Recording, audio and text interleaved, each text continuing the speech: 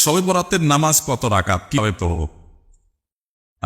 শবে বরাত কাছে আসলে এ ধরনের প্রশ্ন অগণিত আসে, অনেকেই করতে থাকেন যে শবে বরাতের নামাজ কয় রাকাত পড়বেন, কিভাবে পড়বেন। আলহামদুলিল্লাহ, এটা একটা ভালো জিনিস যে মানুষ ইবাদত বন্দেগী করতে চায়, তার পদ্ধতি জানাতে চায়, এটা তো ভালো জিনিস আলহামদুলিল্লাহ। শবে বরাত যেটাকে আমরা বলছি, এটা হলো মত্ত শাবানের রজনী।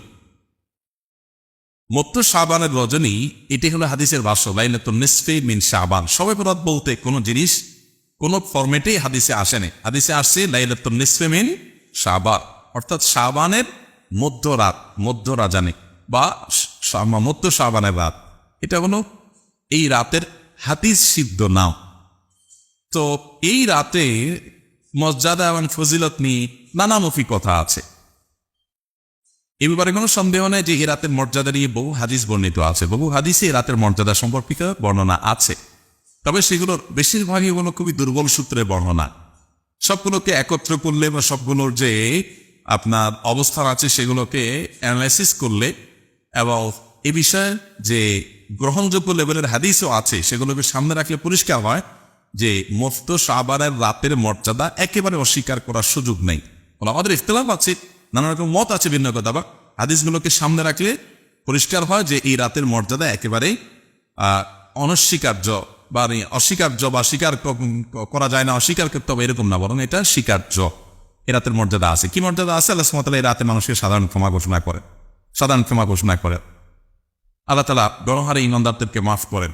তবে অর্থাৎ ছোটখাটো যে গুনাহগুলো হয় মানুষের সবগুলো আল্লাহ তাআলা মাফ করে দেন। তবে দুই ধরনের গুনাহ করলে সেগুলো মাফ হয় না, বা তাদেরকে আল্লাহ তাআলা গণহারে মাফ করেন না। গণক্ষমার আওতায় তারা করে না। তারা কারা? এক হলো মুশরিক, যারা শিরকে লিপ্ত, আরেকটা হলো মুশাহিন, আপনার কারোর সাথে শত্রুতা, বিদ্বেষ, হিংসা এগুলো লালন করে, এরকম লোক। তাহলে আপনি লাইলাতুল নিসফি মিন শাবান বা মধ্য শাবানের রাত, যেটাকে আমরা শবে বরাত বলি, এই রাতে ক্ষমা পাওয়ার জন্য নিজেকে উপযোগী করে তুলবেন, অর্থাৎ শিরক থেকে মুক্ত থাকবেন এবং হিংসা বিদ্বেষ থেকে অন্তরকে পরিচ্ছন্ন করবেন। এটাই হলো আপনার শবে বরাতের আমল বলতে পারে।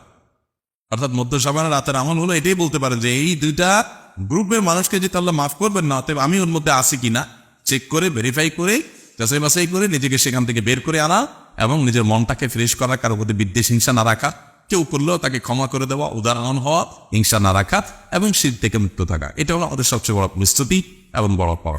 সেই সাথে আল্লাহ সুবহানাহু ওয়া তাআলা এই রাতে বান্দাকে ক্ষমা করবেন।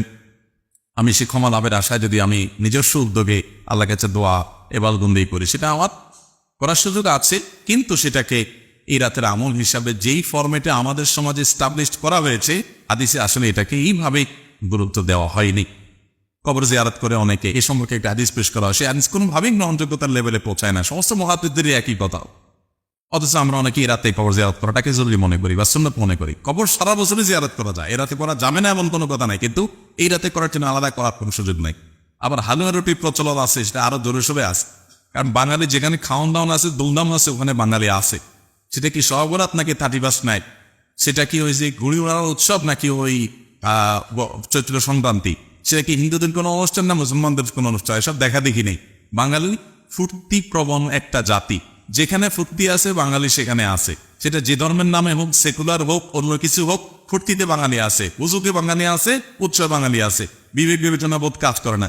এই যে Saint Valentine's Day, Saint Valentine's Day নিয়ে এবছর বিবিসি বাংলাতে একটা রিপোর্ট হয়েছে। রিপোর্টটা পড়ে দেখবেন এটা কোত্থেকে আসছে, কাদের দিবস? এটা খ্রিস্টানদের একটা দিবস। এটার সেকুলার দিবস বানায় আপনাদের সবাইকে গিলাচ্ছে। মানুষ কতটা বোকা হলে একটা ধর্মীয় দিবসকে সেকুলার দিবস মনে করে সব ধরনের মানুষ সেখানে মিশে যাচ্ছে। এবং খ্রিস্টান ধর্ম পণ্ডিতরা, বর্তমান সময় পণ্ডিতদের মন্তব্য আসছে যে এটা তারা দাবি করেছে এটা তার ধর্মের একটা ব্যাপার ছিল, এখন সারা পৃথিবীতে মানুষ এটা করে। তো যে সমস্ত যুবক এটাকে ভালোবাসার দিবসের নাম দিয়া এই বাবা বসায় যারা গা বাসাচ্ছেন, তারা রীতিমতো খ্রিস্টানদের দিবস পালন করছেন। ইমান এটা বড় বিষয়। এতটুকু আমাদের হিতাহিত জ্ঞান থাকা উচিত যে কোনটা থেকে আসছে। তো যেটা বলছিলাম যে আমরা আসলে উৎসব পাগল জাতি, যা পাই সেটাই উৎসব করি। তো সব রাতে আমরা আলু রুটি খাওয়া একটা উৎসব। এক সময় ওই পটকা ফুটাইতে বলা হয়, তাই না? বাজি বাজি ফুটাইতে। আলহামদুলিল্লাহ এগুলো অনেকটা কমে গেছে ওলামা ইকরামের সচেতনতা সৃষ্টির যে প্রচেষ্টা, সেটার মাধ্যমে। তো পটকা ফুটানো, হালুয়া রুটি খাওয়া। হালুয়া রুটি কেন খায়? বানায় নিছে হাদিস যে নবী সাল্লাল্লাহু আলাইহি ওয়াসাল্লাম দাঁত মুবারক শহীদ হয়েছে ওদের যুদ্ধে, এই জন্য উনি হালুয়া খাইছেন, সেজন্য আমরা হালুয়া খাচ্ছি। আরে ভাই রাসূল ইসলামের দাঁত শহীদ হয়েছে যে হালুয়া খাইছে যে ওহুদ যুদ্ধে যে দাঁত ভাঙছে সেটা তো শাবান মাসে হয় নাই, রজব মাসে হয় নাই, এটা তো অন্য সময় হয়েছে। এই সময় আপনি হালুয়া খাওয়ার মানে কি হঠাৎ করে? আর সেটাও আগেও না পরেও না, ওই দিন হালুয়া রুটি খাইতে মন চাইছে, আপনি খান, দোমায় খান, নাক পর্যন্ত খান, শরীর তো আপনার নিষেধ করে নেই। কিন্তু এটা কি ইসলামের নাম দিয়ে খাচ্ছেন কেন? হালুয়া রুটির সাথে ইসলাম কোনো সম্পর্ক নাই। খাচ্ছে, আদান প্রদান করতেছে। তো এবাদত করা ভালো। আমি শুরুতে বলেছি, প্রশ্ন করেছেন, সেটা খুব প্রশংসনীয় যে এবাদতের পদ্ধতি জানতে চাচ্ছেন। তার মানে আপনার এবাদতের প্রতি আগ্রহ আছে, সেটাকে আমি প্রশংসা করেছি। কিন্তু এবাদত কোনটা আর বেদাত কোনটা পার্থক্য করতে জানতে হবে। ইসলামের নামে নকল এবাদত, সেটাকে বলা হয় বেদাত, যেটা কোনো প্রুফ কোরআন বা হাদিসে নাই। তো এই সবরাত কেন্দ্রিক হালুয়া রুটি এরকম অনেক কাজ আছে। হালুয়া রুটি তো জ্বালা দিছেও নেই, প্রত্যেক পাইছে নেই। আমাদের সমাজে এটা প্রতিষ্ঠিত। ওই যে হুজুগ আসছে, ওইটাকে আমরা ধরে রাখতে পছন্দ করি, যেহেতু উৎসর্গ।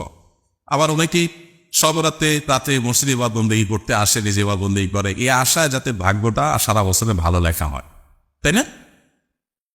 এই রাতে ভাগ্য নির্ধারণ হওয়ার কতটাও চূড়ান্ত এবং সঠিক, আপনার বিশুদ্ধ প্রমাণিত কোনো বিষয় না। বরং সূরা দুখানের 3 এবং 4 নম্বর আয়াত যদি আপনি দেখেন কোরআনে কারিমে, দেখবেন আল্লাহ বলেছেন, ইন্না আনজালনাহু ফী লাইলাতিন মুবারাকাতিন ইন্না কুন্না মুনজিরিন। আমি একটি বরকতময় রাতে কোরআন নাযিল করেছি, এবং ফিহা ইয়াফরাকু কুল্লু আমরিন হাকিম। আল্লাহ বলেছেন সেই রাতেই সব গুরুত্বপূর্ণ বিষয়গুলো ধার্য করা হয়। লাইলাতুল কদর যেদিন কোরআন রাতে কোরআন নাযিল হয়েছে, আমরা বানানিছি এটা কি ভাগ্য নির্ধারণের রজনী। বরাত মানে ভাগ্য, তো সবে বরাত মানে ভাগ্যের রাত, তাই না? বানায় নিয়েছে। আমি প্রায় চিন্তা করি যে সব রাতে মানুষ এত বেশি মসজিদে, মাশাআল্লাহ মানুষ মসজিদে আসে তো ভালো জিনিস, কিন্তু এই রাতে আসে, অন্য রাতে আসে না, কাহিনী দেখে। তো পরে দেখলাম যে কাহিনী হলো, মানুষ মনে করে এই রাতে আসলে একটু কান্নাকাটি করে আল্লাহর সাথে একটু মাপটাপ চাইটা, এই চান্সে যদি ভাগ্যটা ভালো করে নেওয়া হয়, তাহলে সারা বছর আত্মা নামাজ কালাম দরকার নেই, বেঁচে গেলাম, এক রাতে নিজেরটা করে নিলাম। দুনিয়ার মানুষের চোখে দলে দেওয়া যায়, আল্লাহকে তো দলে দেওয়ার সুযোগ নাই। আল্লাহ রাব্বুল আলামিন সবকিছু জানেন, সবকিছু খবর রাখেন। ভাগ্যে ভালো কিছু যদি চান, সারা বছর ভালো ইবাদত বন্দেগী করবেন। আপনি ওই এক রাতে ইবাদত বন্দেগী করে ভাগ্য লেখায় ফেলবেন আর সারা বছর নামাজ কালাম পড়বেন, এটা তো হতে পারে না। এই জন্য লাইলাতুল নিসফি মিন শাবানের মর্যাদা যতটুকু আছে ততটুকু আমরা অবশ্যই বিশ্বাস করব, ধারণ করব, চেষ্টা করব। কিন্তু কোন অবস্থাতে এইটাকে কেন্দ্র করে আমরা কুসংস্কারে বিশ্বাস করব না, বাড়াবাড়ি করব না, ছাড়াছাড়িয়ে পড়ব না। আল্লাহ তাআলা আমাদেরকে সমন্বয় করতে আসবে। তাহলে মূল প্রশ্ন উত্তর কি দাঁড়ালো? এই রাত উপলক্ষে বিশেষ কোনো নামাজ, বিশেষ কোনো পদ্ধতির কথা কোরআন হাদিসে কোথাও বর্ণিত নাই। আমাদের অনেকের সব রাতের নামাজ বলতে এত রাকাত, প্রথম রাকাতে সূরা এতবার, কুল আল্লাহ এতবার, তমুকটা এতবার, এরকম বিশেষ পদ্ধতি আমরা বিভিন্ন বই পুস্তকে পাই, তাই না? এগুলো একটাও কোনো অথেন্টিক না, এবং একটারও কোনো কোরআন হাদিসে কোনো সোর্স নাই, কোনো প্রুফ নাই, কোনো প্রমাণ নাই। যার কারণে কোনো বিশেষ পদ্ধতির নামাজের নির্দেশ সব রাতে আমাদের ইসলাম দেয়নি। পরিষ্কার।